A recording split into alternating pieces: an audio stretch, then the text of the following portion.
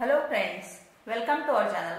Friends, आज आपण पाहणार आहोत, जर भाडेकरू घरातून निघतच नसेल तर अशा परिस्थितीत घरमालकाने काय करावं याबद्दल आपण संपूर्ण माहिती पाहणार आहोत. फ्रेंड्स, व्हिडिओ पूर्ण बघा, लाईक, कमेंट, शेअर करा आणि सबस्क्राईब करायला अजिबात विसरू नका. तर चला पाहूया आपण अशा परिस्थितीत घरमालक काय काय करू शकतो. तर अनेकदा प्रत्येक घरमालकाला भीती असते की जर आपण भाडेकरू ठेवला आपल्या घरात तर आणि तो जास्त काळ आपल्या घरात राहिला 11-12 वर्ष, तर तो कायमचा ताबा आपल्या घराचा घेऊ शकतो का याबद्दल त्याच्या माइंडमध्ये नेहमी प्रश्न येत असतात. तर त्यावर आपण पाहूया काय उपाय आहे. तर एक केस आहे, त्या केसमध्ये पाहूया आपण काय झालेलं आहे. दीपक फार्मा कंपनीत कामाला आहे आणि नुकतीच घराची वाटणी झाल्यानंतर त्याला त्याच्या हिश्श्यावर 2 फ्लॅट मिळाले.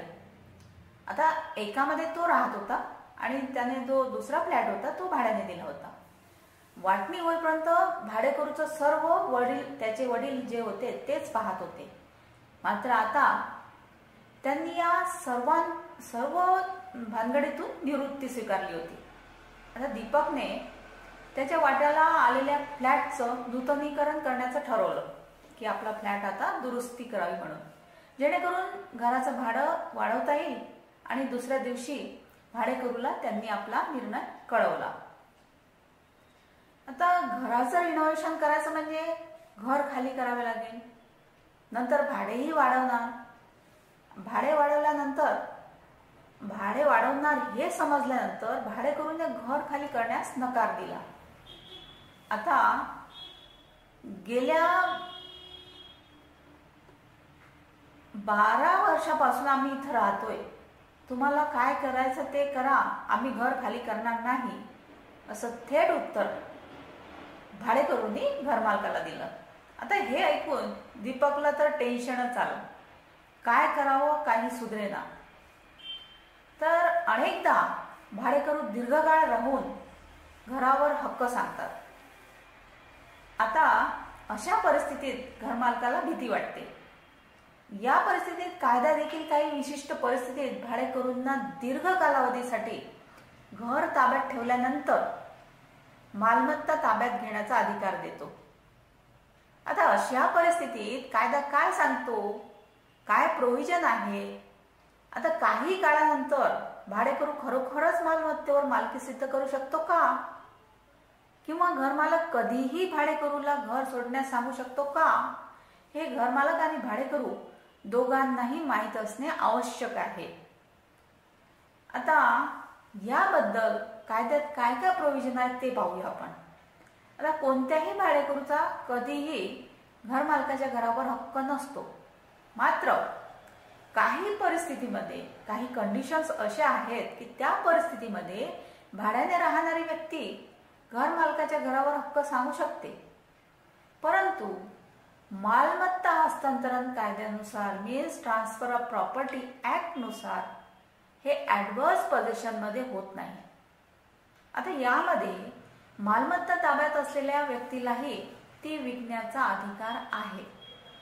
म्हणजेच एखाद्या मालमत्तेवर, म्हणजेच एखाद्या प्रॉपर्टीवर 12 वर्ष ऍडव्हर्स पोझिशन ठेवल्यास त्याला मालमत्तेवर हक्क मिळतो. म्हणजेच ऍडव्हर्स पोझिशन म्हणजे अशी परिस्थिती आहे ज्यामध्ये मालमत्तेचा वास्तविक मालक निर्धारित कालावधीत मालमत्तेतून अतिक्रमणकर्त्याला काढून टाकण्यात अयशस्वी झाल्यामुळे त्याचे मालकी हक्क गमावतो.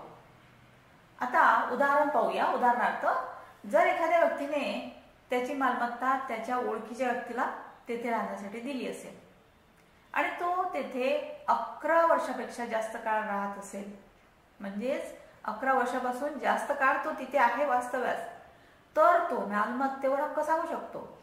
या उलट भाडेकरू असेल आणि घरमालक वेळोवेळी भाडे करार करत असेल, पहा, लक्षात ठेवा, महत्वाची गोष्ट आहे, जर भाडेकरू आहे तुमच्या घरात आणि घरमालक त्या भाडेकरूकडून वेळोवेळी न्यू भाडे करार करत असेल तर त्यांना कोणतीही अडचण येणार नाही.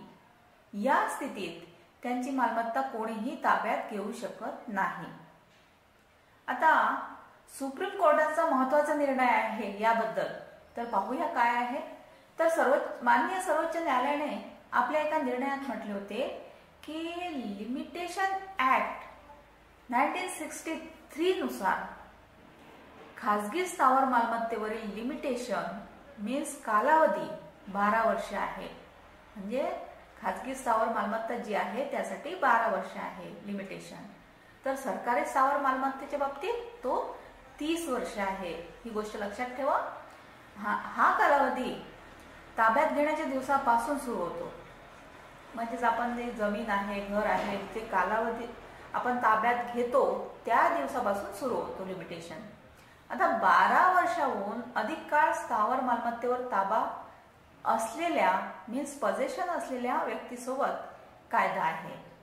आता 12 वर्षानंतर जर त्याला तिथून काढून टाकले गेले तर त्याला पुन्हा मालमत्ता मिळवण्यासाठी कायद्याने अधिकार दिलेला आहे.